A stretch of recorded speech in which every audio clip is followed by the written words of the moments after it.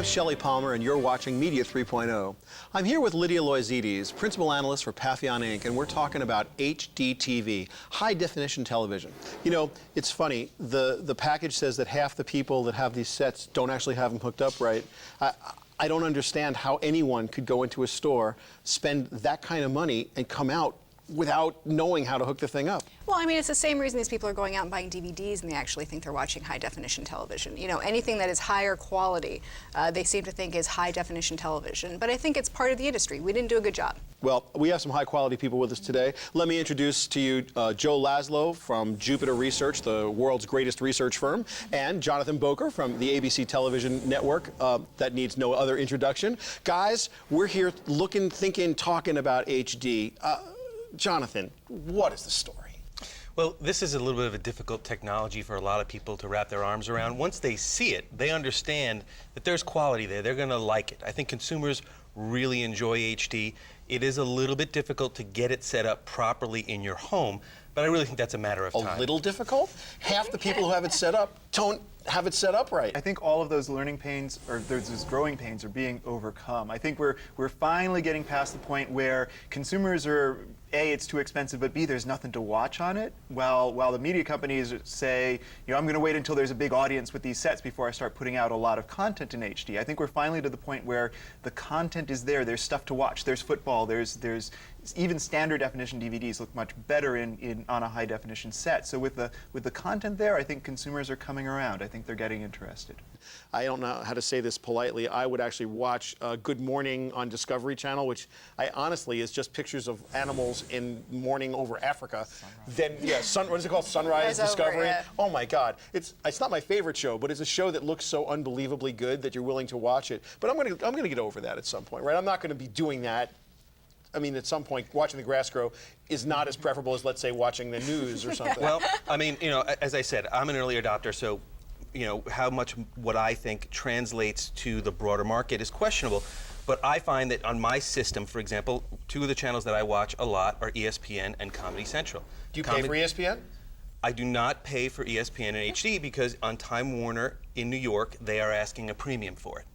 But I do find myself thinking about stepping up to that, because when I watch this season, when I watch Sunday Night Football on ESPN and it wasn't in HD, it really came up lacking. I wanted it in HD. And when I tell you that I watch a lot of Comedy Central, even Comedy Central.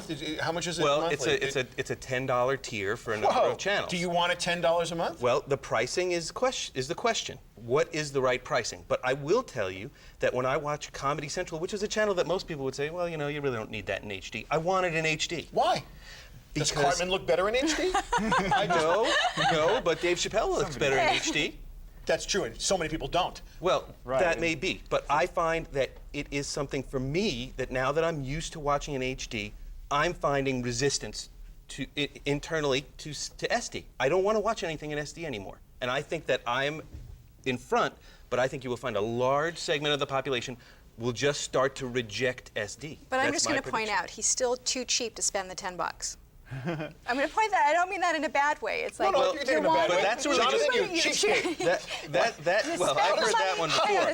But that's really just a matter of the package pricing, and that will get figured out. You spent X number of thousands of dollars on the set. You went out and figured out that you actually needed the right set-top box to play the content. You would only watch it, you know, football in HD, but you're too cheap to spend $10 a month. But right now, the number of channels that you're getting for that $10 isn't enough. But it doesn't matter. It's a better experience, Jonathan. You've been sitting here telling me that. I'm telling you that because I'm not so far willing to pay the $10, that doesn't mean I'm not willing to pay $7. I don't think a lot of, well, $5. no, because, wasn't the rationale we can charge more because people have just spent $10,000, $20,000 now, $1,000 or $2,000 or $3,000. People just spent all this money and time and effort to set it up, and of course they're going to pay $10 more. I didn't say that everybody's going to be willing to pay more. I just said that everybody's going to want it. So Joe, what do you watch in HD at home? Oh, I don't have an HD set. Oh my God! You don't have an HD set? I'm a late adopter. No, okay, late adopter. Lydia, what do you watch in HD at home? I'm off the panel.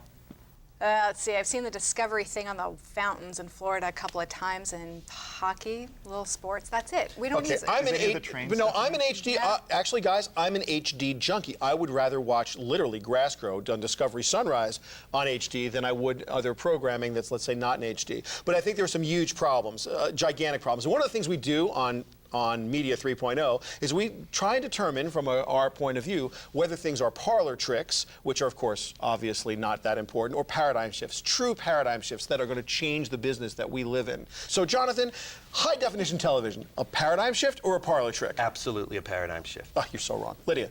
Parlor trick. It's a weird question, right? Because just answer it. No, parlor trick, because it's going to greatly improve the experience, but people are going to watch the same TV shows they watch now. They're just going to enjoy them maybe a little more. So, as far as I'm concerned, high definition television is not only a parlor trick, it's the best parlor trick we've seen in the last 20 years. Why? Because everybody wants it when they see it, nobody's necessarily willing to pay for it, and most of all, it costs a fortune. We've seen that from studies from Scientific Atlanta and from Leichman that say 56% of the television sets out there in high definition aren't even hooked up correctly, and the people don't know it. A frightening, frightening concept if you're going to shell out $1, $2, $3, $4, $5,000 new American dollars that you spent time earning just to get a better experience that you're not necessarily going to get. Anyway, I don't think we can resolve this, but I'll thank Jonathan and Joseph and Lydia. I'm Shelly Palmer. We'll see you next time.